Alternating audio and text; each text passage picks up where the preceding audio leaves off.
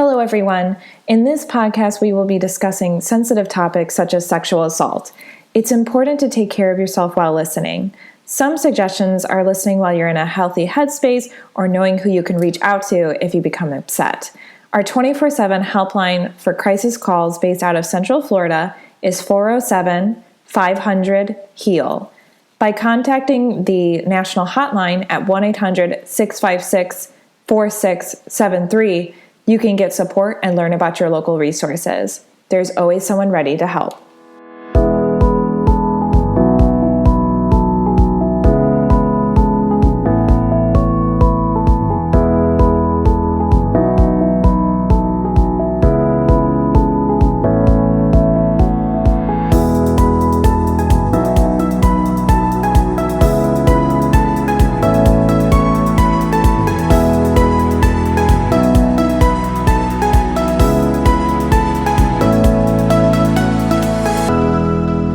Welcome to the Victim Service Center podcast. Here we sit down with professionals that serve survivors and victims of trauma or those who have experienced violence and have conversations about social issues.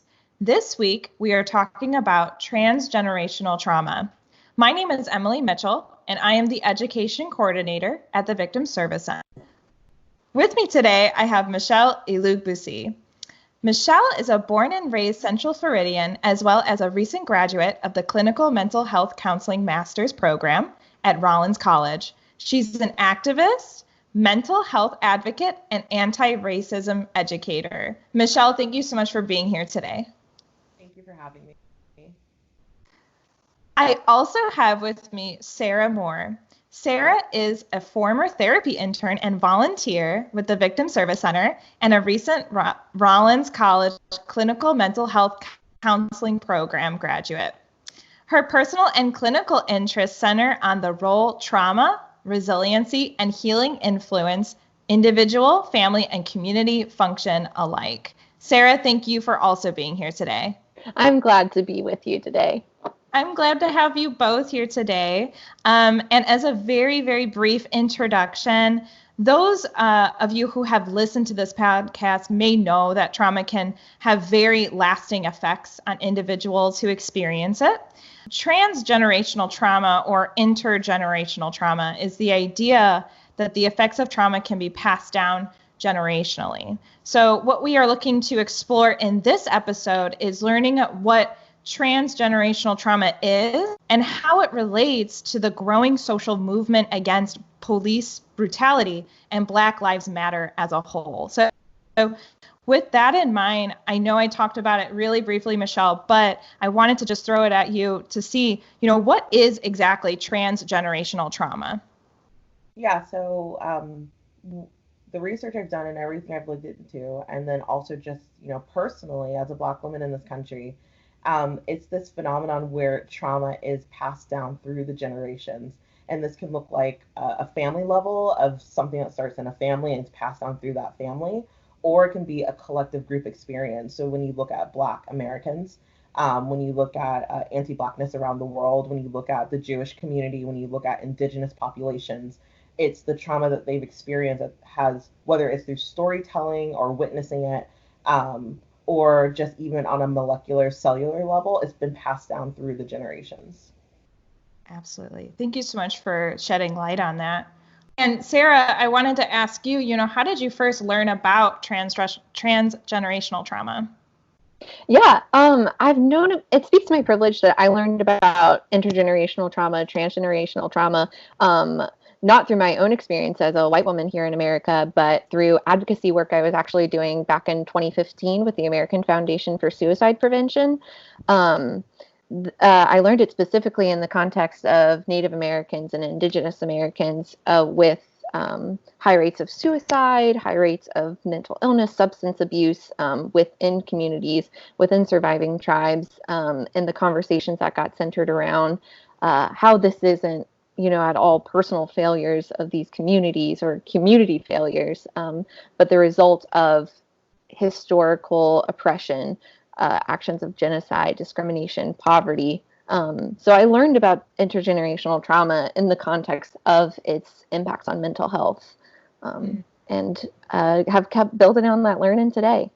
Awesome. And from what I understand, you both do a presentation on your research findings about transgenerational trauma, right?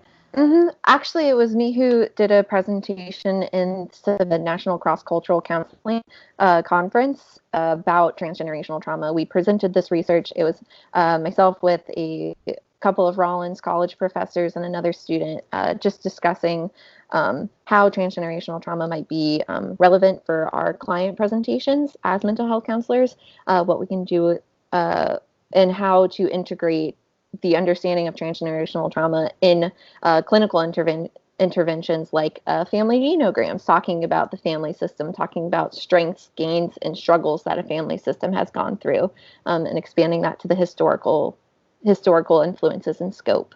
Got it. Thank you so much for shedding light on that.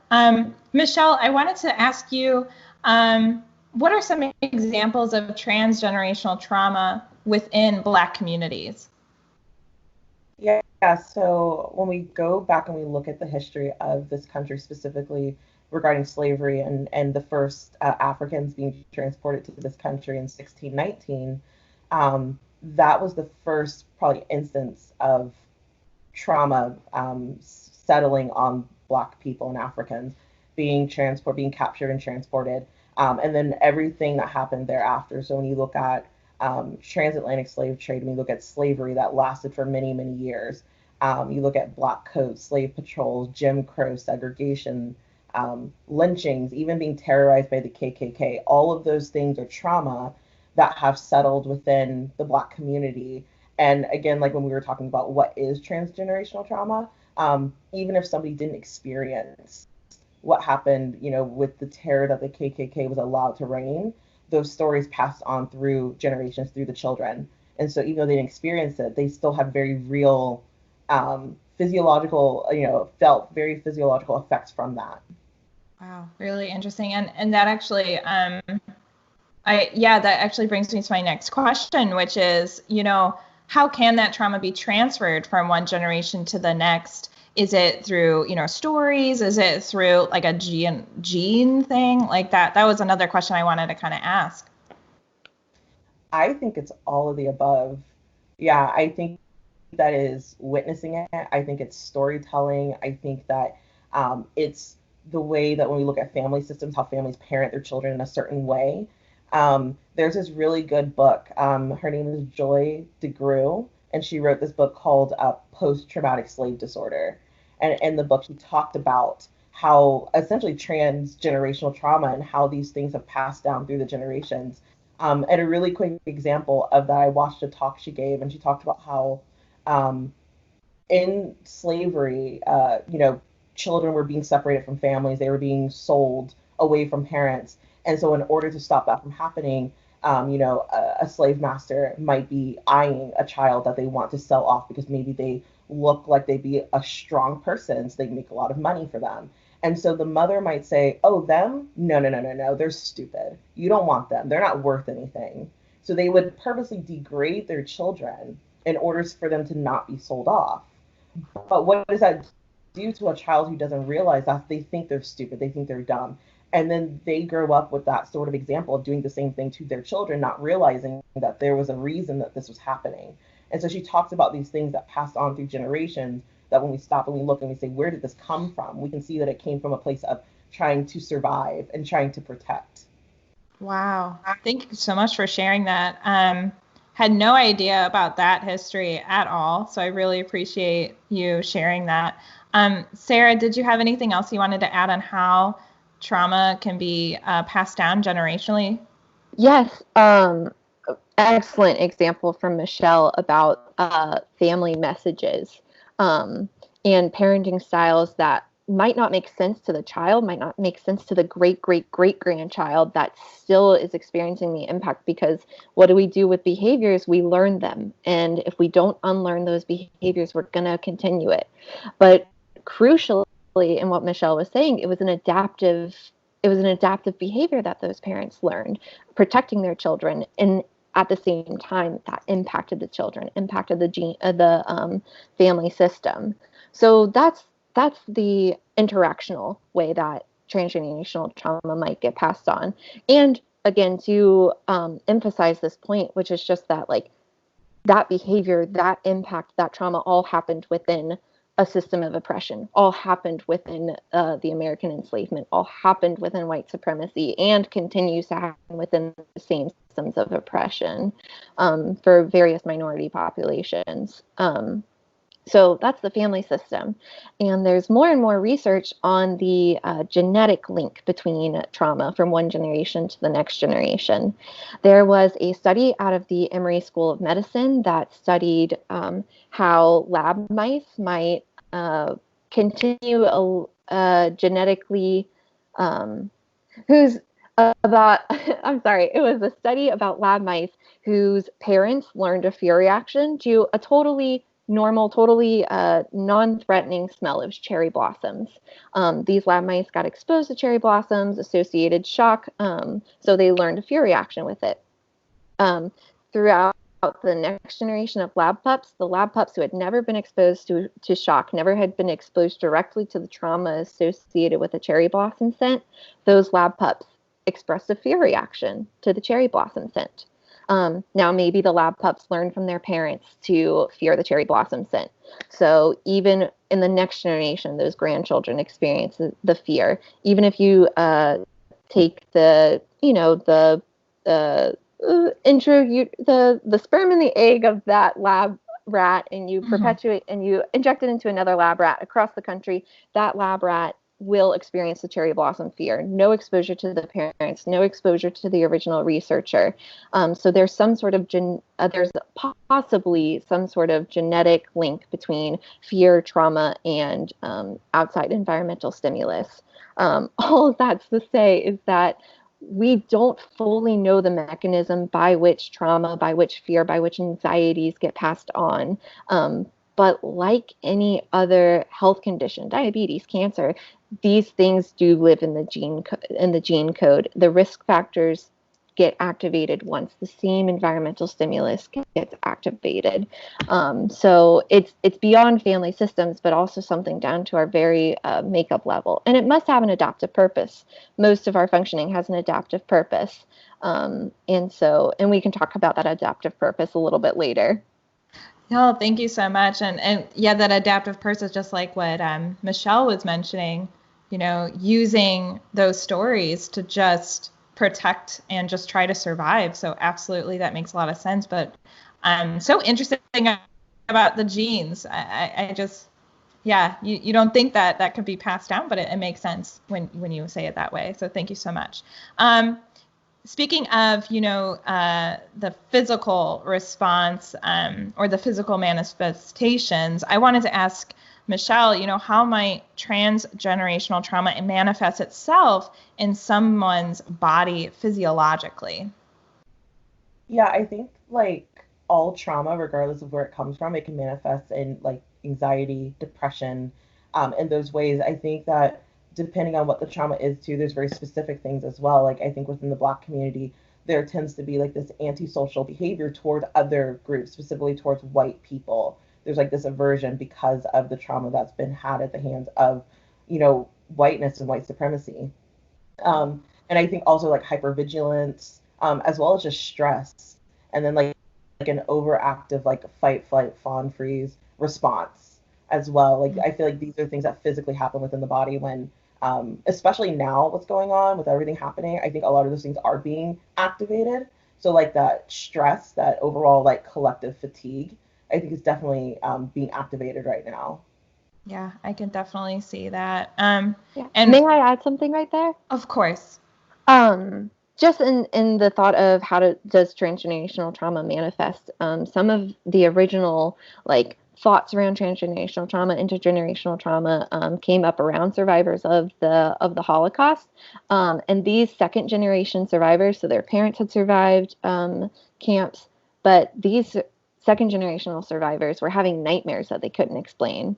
So around that time in psychology, psychoanalysts were the leading thoughts in the field. So of course it would kind of come up in dreams because that tended to be the content of things, but another physiological reaction is unexplained fears, unexplained dreams that like kind of relate to experiences you can't remember having because it's an experience that's within your gene code. Wow, amazing. Really, really interesting things. And, speaking of post-traumatic stress disorder or PTSD, as you know, it's a mental health condition that occurs after someone experiences a traumatizing event. PTSD can involve, flashbacks, severe anxiety that you were mentioning before. So that being said, how does transgenerational trauma relate to PTSD? So PTSD, post-traumatic stress disorder, typically relies that you have experienced some sort of trauma. In the DSM, one of the diagnostic criteria is that you yourself is a survivor of a traumatic event or you've witnessed a traumatic event. So the idea of transgenerational trauma kind of contradicts that idea of our traditional clinical psychiatric understanding of PTSD as something that you had to have personally experienced. And this idea of intergenerational trauma combats that idea and says that this is something that your community experienced. This is something that your grandmother experienced. This is something that lives in the cultural narrative. So in some ways it contradicts PTSD, but in other ways it is very much a trauma reaction, very similar to what PTSD reactions might be. I mentioned nightmares earlier that can't be explained, a symptom of PTSD. Increased anxiety, hypervigilance, fears that maybe don't seem quote unquote logical to someone else or to someone who doesn't know your history, someone who doesn't appreciate your history. So trauma relates to PTSD, transgenerational trauma relates to PTSD, and that it might increase an individual's risk of developing PTSD at a later point in their life. Were they to be exposed to a traumatic event? Were they to be exposed to repeated chronic stressors, their symptomology might look very similar to that of someone with PTSD. So it kind of allows us to expand our understanding of who is a trauma survivor, what communities are trauma resilient, what communities need attention and healing and support in healing that collective trauma beyond the traditional populations we think about, or the general population might think about when it comes to PTSD. The first people might be thought of as veterans, but we expand that definition of many more people may experience these trauma reactions. And just one final point, I think I talked about it can increase your risk factors,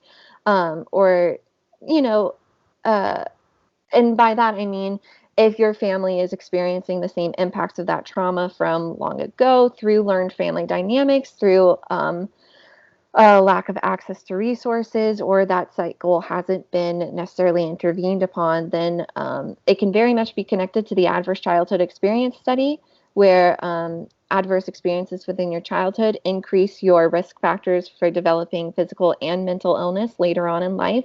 Transgenerational trauma might just be considered an additional risk factor that you're born into, that system that you're born into. Mm-hmm. Absolutely. Thank you so much. And I wanted to actually talk a little bit more with you, Michelle, about, right now there's a huge outcry of generations of pain and suffering endured by the Black community in the United States that we were mentioning before, but especially right now and around the world. So can you speak about how transgenerational trauma can be fueling the sensations and emotions people may be feeling right now? Yeah, I think kind of like what I mentioned previously, like there's this collective fatigue that's going on right now. Every Black person I've talked to, and even some I don't know, but I've just seen them talking on at least social media, everyone's just tired. Yeah. And I think that's like a sensation. Like it's not normal to see people who look like you over and over and over again being brutalized, being disregarded. Like it's not something you should be seeing all the time. And even just in the history of Black people in this country, like having those stories being passed down, like that is just like there are no words to describe that. And so I think some sensations or emotions, like I think people are just feeling really unsafe right now. And I think like they don't feel safe or supported by the government. They don't feel safe or supported by people or peers they thought, maybe were for them or supported them. And now I think because of everything that's going on, and I think we're really seeing who gets the issues and who doesn't get the issues. And I think a lot of eyes are being opened right now. So I think there's just this overall experience of fatigue, but also just this really unsafe feeling.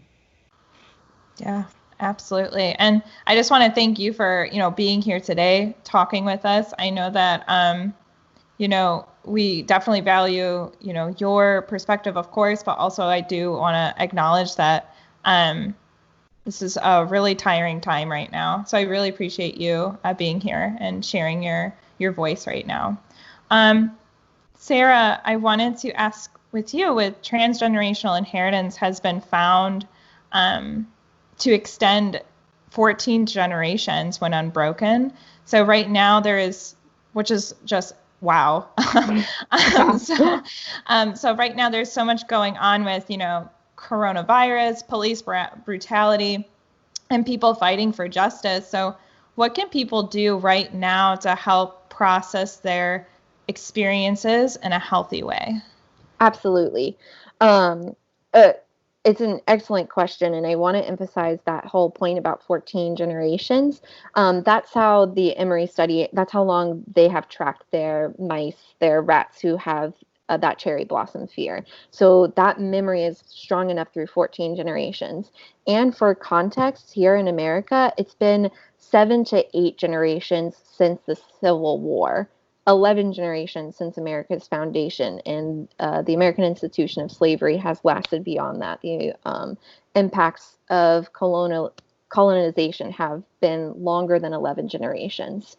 So when we're talking about how long transgenerational trauma might last, that's from the initial traumatization instead of this ongoing system that we continue to live in. So a lot of this, my initial research and the initial presentation that I engaged with this idea of transgenerational trauma in, we were centered around this idea of like how to respond to get over it. And that's kind of also a message that I've been seeing lately from less informed people, from people who don't fully understand the broad picture of what's happening here in America, that this isn't something that can be gotten over because it's not over, and also because this trauma lives on. So to that end, what can people do right now to process their experiences in a healthy way? There's a wonderful TED Talk on addiction in which the main point for it is the opposite of addiction isn't sobriety. The opposite of addiction is connection. And that's the phrase that kept coming into my mind when I thought about healing right now during coronavirus, during the COVID-19 pandemic, witnessing police brutality, staying strong through fights for justice, is the importance of connection and the importance of community and the flexibility of that definition of connection when we're supposed to be safer at home.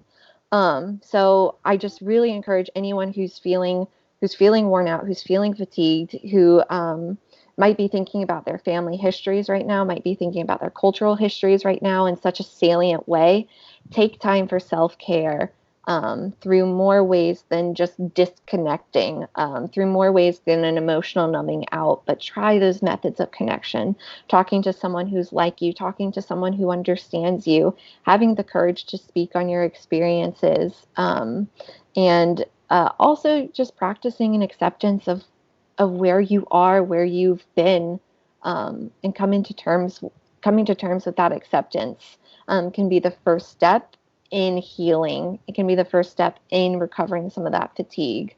And I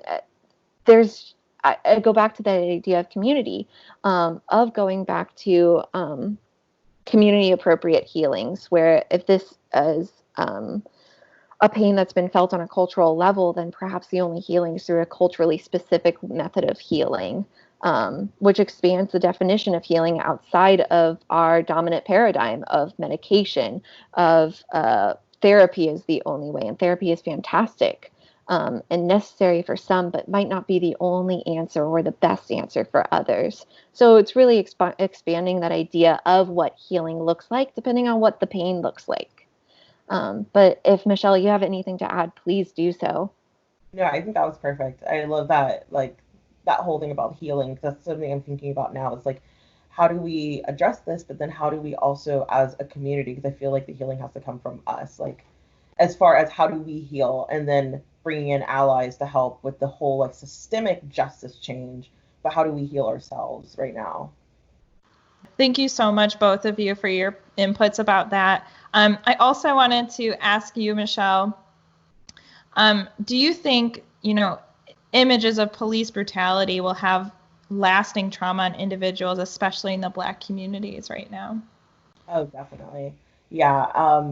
I think prior to 2012 is when Trayvon Martin was murdered, and I live in Sanford. I live probably like 10 minutes from where he was murdered. But prior to that, the only thing I'd ever really heard about like police brutality was the Rodney King riots, and I didn't witness that. I was born in '92, and it happened in '92. So I really hadn't seen much of that, and I was also in, just out of high school when Trayvon Martin happened. And so I think seeing that, like, that still sticks with me as if it happened yesterday. Partly because it happened in my city, but also because of the nature of what happened. And then everything after that has stuck with me, even though it's been, almost 10 years. So I can imagine, and even going back, like my parents even talking about, the stories that they heard about Emmett Till, like that still sticks with them, even though it happened so long ago. So I can definitely see that these images are going to stick for a long time, and it just goes back to the nature of trauma, like, and what that is and what that looks like. So I definitely think that these are going to stick for a while. Yeah. Thank you for sharing. I think also another thing at play here is that it's so easy to see these images too. And with technology and everything, they were like posted everywhere, right? These videos and of what people were seeing. And yeah, I just wanted to acknowledge that, yeah, that will probably have pretty lasting effects on us as a whole, but definitely within, the Black community. Yeah, and can I speak to that too? Like Of seeing course. seeing those images. I know my sister, she was like purposely trying to not see specifically the murder of George Floyd. Like she heard about it and she was like, I read the article, I don't need to see it. And I know a lot of people were trying to avoid it, but the 24-hour news cycle, it just kept replaying over and over again. There were multiple times I had to mute my TV. Um, and then finally, this is the pro tip for people who are on Twitter. You can actually turn off that automatic playing of videos on Twitter.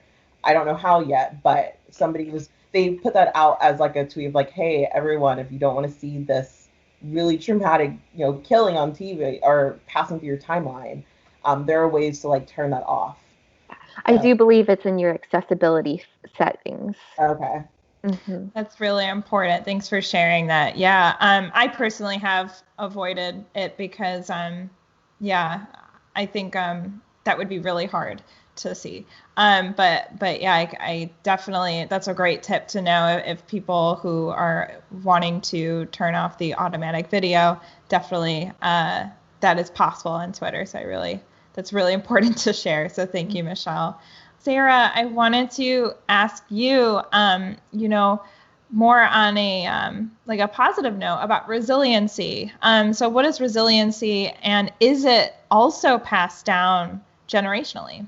Yeah, this is a positive note. And when I think about the idea of resiliency, I think about the word strength comes to mind first, but it's kind of more about strength. It's more than strength. It's the ability to keep going. It's the ability to like be a rubber band, to be stretched but not broken. Resiliency is the ability to tolerate strong emotions, to learn your stressors, and to recover from your stressors through self-care, through appropriate self-care. And through your own sense of exploration of your personal story, and maybe now your family or cultural story.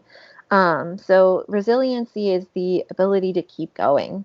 And so when I think about how is it passed down generationally, there is one fact that I've learned as my time as a therapy intern at Victim Service Center, through my studies, through my research, and through personal experience, the one thing that is true about all trauma survivors is that they survived. And so all trauma survivors have a well of resiliency within them. And that sometimes it feels inaccessible. Sometimes it is scarred over and hidden from the trauma survivor. And so that's the whole point of healing. The whole point of coping and hoping is to find that well of resiliency and to build on it. So if trauma gets passed on, so does that resiliency, because the people who are passing on trauma are the people who have survived trauma. And they survived it some way. That culture survived it somehow. So it's those values, strengths, cultural narratives, cultural values and healings and practices. And so on the individual level, that looks like coping skills. It looks like a family who, yeah, they've survived these things, but they're coming together in other ways. They know how to have fun together. Their strengths learned from grandparents and parents. There's Dr. Carolyn Ross talks on intergenerational trauma, and she calls it the treasure of trauma. That trauma can be like a buried treasure, where you can discover that well of resiliency by engaging with storytelling with your family, to where it's hard to talk about these events, hard to talk about what you've survived, in that you're learning a lesson of how you survived it, and your children are learning a lesson on how you survived it. And when you continue talking about trauma, and talking about resiliency, we change the narrative from what's wrong with you to what happened to you. And those are two very different questions. It goes from, this is a personal failure, this is something that I deserved, to this is something that I survived. Yeah. And that belief itself is a source of resiliency. So resiliency gets passed down generationally through that connection, and then through the explicit way in which you take on that family cycle of encouraging your family members to talk, encouraging your family members to access appropriate healing through therapy or through whatever works for them as well. And then prevention too, using resiliency to learn how to try to interrupt this for your next generation, using resiliency to reduce an internal sense of shame. It's all tied together in that buried treasure that takes a while to get to. Yeah, absolutely. Thank you so much. I love having that positive spin on resiliency, definitely. So we talked a lot about, what transgenerational trauma looks like, what it is. But what would you say, Michelle, to someone who doesn't believe in transgenerational trauma? Well, if I can for a minute, I want to go back a second to what Sarah was talking about, because that is probably my favorite thing to talk about is resiliency, especially in groups that have been so oppressed. Because just really quickly, my background is that my dad is from Nigeria and my mom is Black American. And so at one point, and I think I've said this before, so Sarah probably already knows this, but I realized at some point in my story, my dad was born and raised in Nigeria and immigrated here in the late 80s. So at some point, somebody on his side of the family survived the transatlantic slave trade. They evaded capture. And he talks about how his tribe had to move further inland to escape that. So somebody on my dad's side survived. Somebody on my mom's side did not. They were captured, but they survived. And so I think about all the time about how on both sides of my family, there is resiliency. There are people who survived against all the odds that were stacked against them. And I even think of this story I heard about how even slaves who were transported across, when they were braiding their hair, they would braid rice into their hair so that they would have food to eat, because they didn't know when they would get to eat again. So even just that instance of braiding rice, that is somebody who wants to survive and is going to survive against everything. So I love talking about resiliency when it comes to this. Absolutely. Thank you so much for sharing that. I love that story, Michelle. Anytime you tell it, I get chills during it. Thank you. Okay, so I wasn't the only one. Okay, good. To your question about what would I say to somebody who doesn't believe it, I would really, because I'm very relationally driven, and so I would try to have like a very like intimate conversation about like, hey, this is what it is, and try to bring up my story and try to explain it to them on a very one-on-one level. But I realize, and also showing them the research to back up like this, even though we can't say this is what it is, everything is pointing us in this direction. But then I also have come to realize over the years of having different conversations with people that I can lead a horse to water, and that's about all I can do.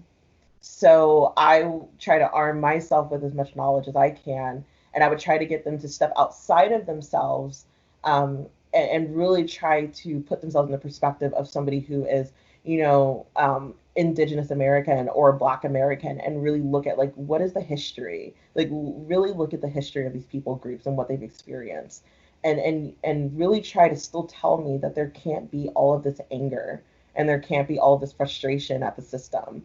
Because I really feel like if people really took the time to understand the history, especially, and really like history matters because it dictates today, then I feel like more people would understand why there's this collective anger. Yeah. Thank you so much for sharing your story with us here and everyone who's listening as well. And to continue sharing your story. Definitely. Thank you so much. Sarah, I wanted to ask you as a final, well, actually, no, not a final question. Sorry. But I do have a question real quick. How does transgenerational trauma work on a systemic level? So a complicated point, because all systems are interrelated. And when we're talking about systems, I guess I should further define it. I'm so sorry to everyone listening that like I'm a family systemic thinker. So this it's become a natural language for me, but to just define it, when we're talking about systems, sometimes we're talking about families and how families function. We're talking about communities and how that community functions, how one action leads to another. And then we're also talking about broad nations and how the laws and governances, school systems, judiciaries, values, media. We're talking about how all of those different institutions relate to one another.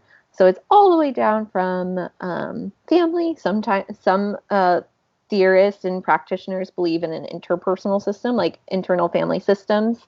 Is a fantastic school of thought for family therapy. It's the belief that we ourselves as individuals have a system within us. So just kind of define it for anyone listening. So how it gets I'm sorry, repeat your question for me. How does transgenerational trauma work on a systemic level? Yeah, perfect. Yeah. Thank you.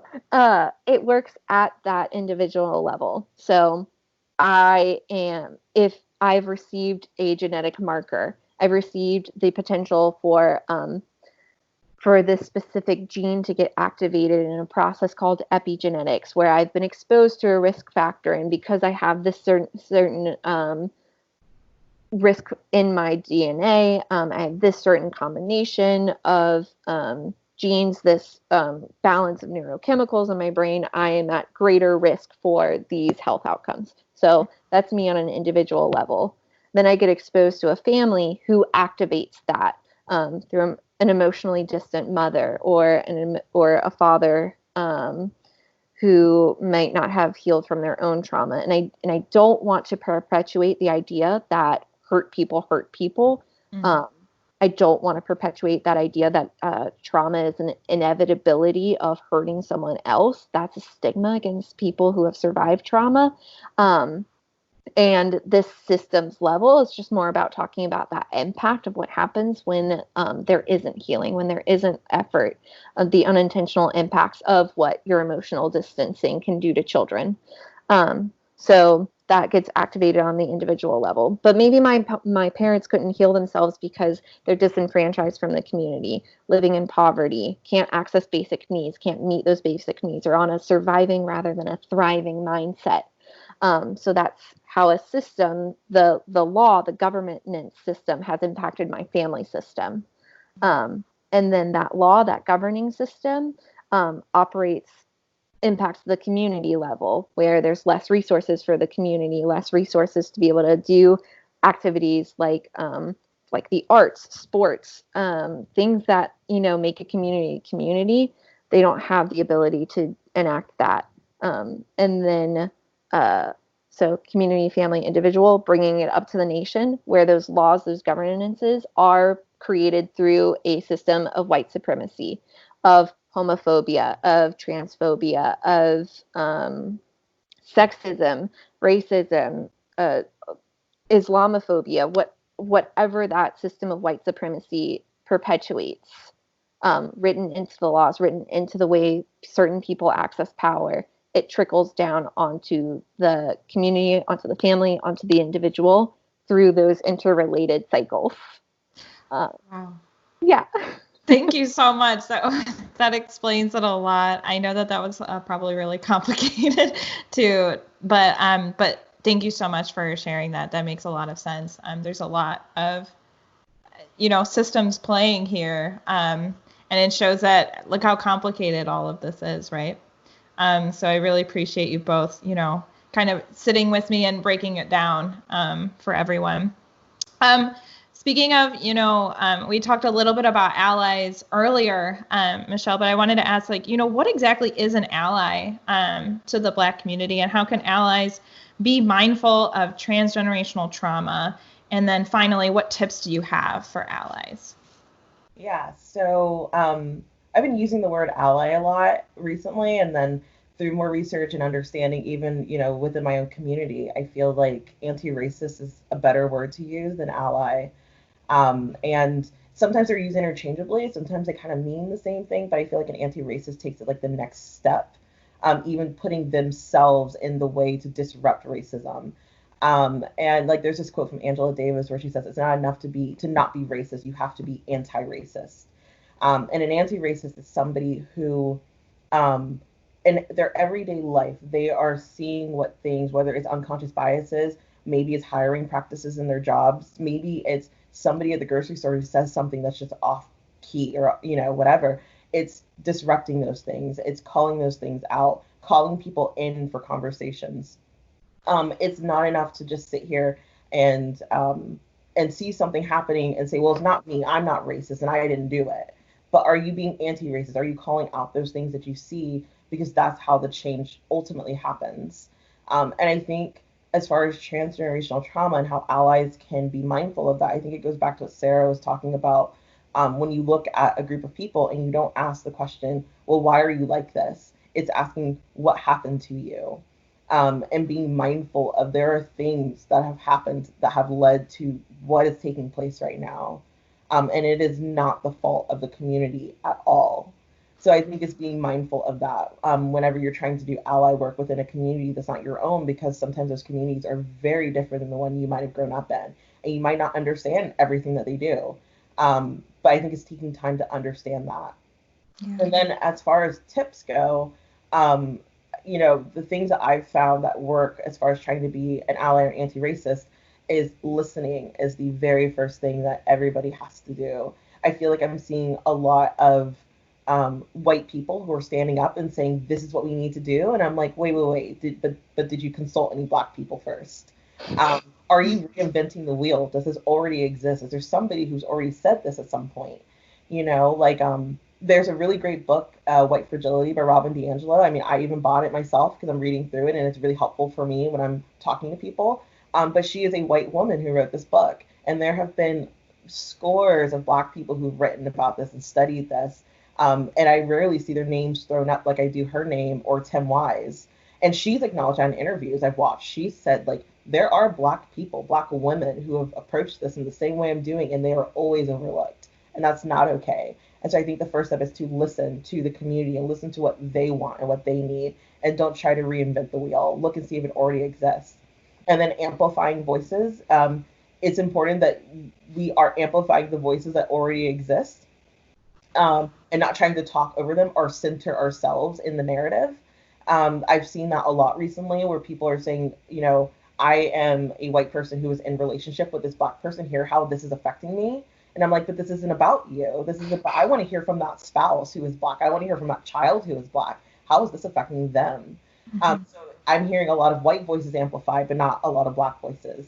And then I just did a whole talk on how to be an anti-racist and an ally. So I have the notes that I did. I love it. Also be open to feedback. That's a really big thing, not to be fragile when you're being corrected.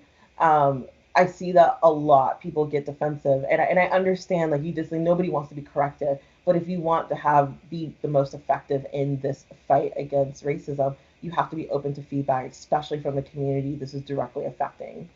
Um, Also, commitments. So I am 27, and I have lived as a Black woman in this country for 27 years. And it's hard. It is a hard fight, and there are days that you're tired. There are days you want to give up. I don't have the luxury of giving up. But a white person does, because if anything, they benefit from the system. So they could just give it up. But I think that if you want to do this, you have to know that you want to be committed to doing this. And knowing that at some points it might be lonely. There's this really great book from Austin Channing Brown, and it's called I'm Still Here, Black Dignity in a World Made for Whiteness. And she talks about how she had a mentor who said to her, he said the phrase, "ain't no friends here."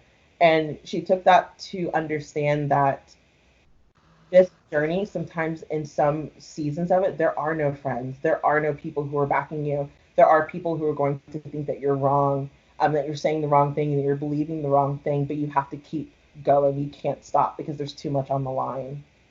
And then the very last thing is like education. Like, who are your educators? Like, are you only reading books about anti-racist work from white people?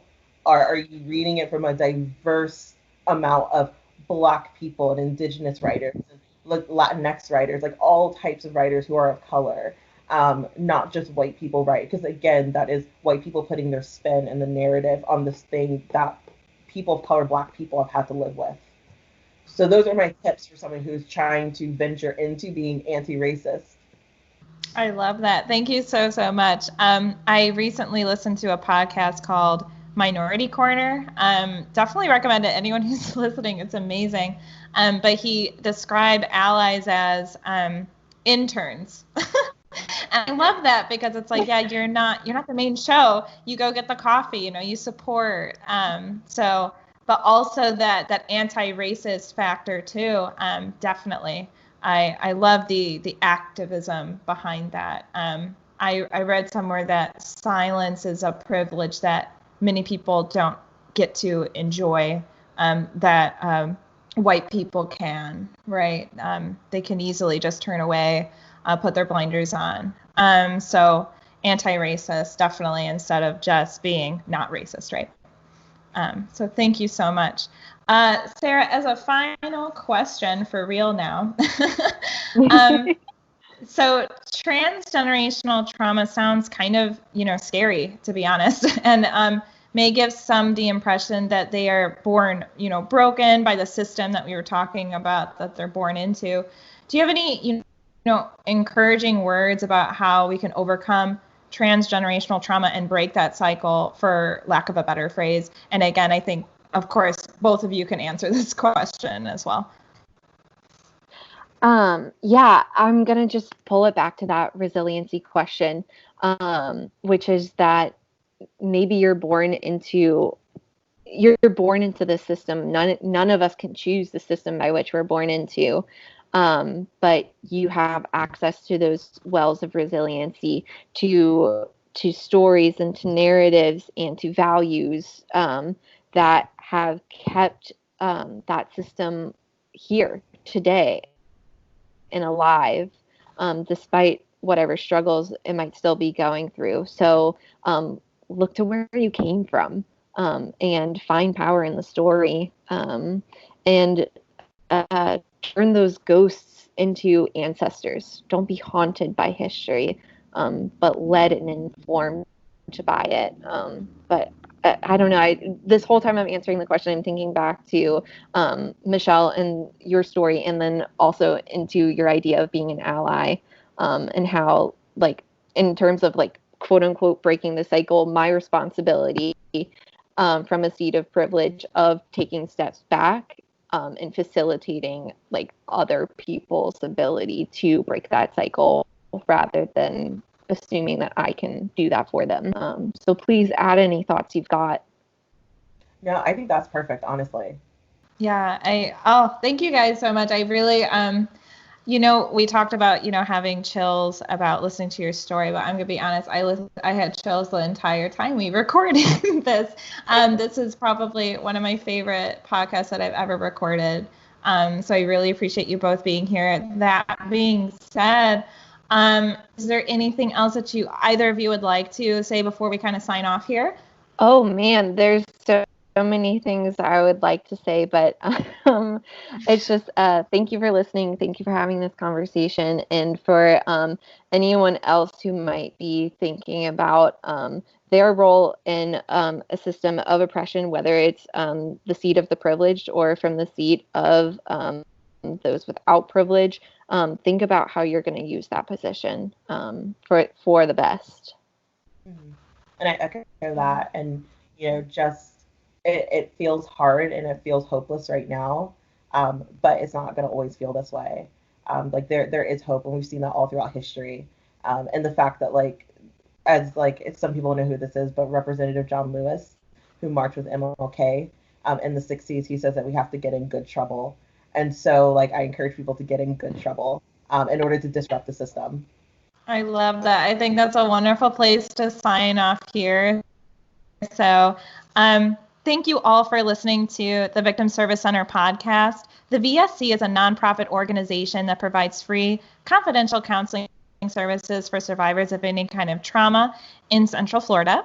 To learn more about our services, please visit victimservicecenter.org. And to everyone listening, healing is not linear. You're not alone. Black Lives Matter. And thank you both, Sarah and Michelle, for joining me today. Thank you, Emily.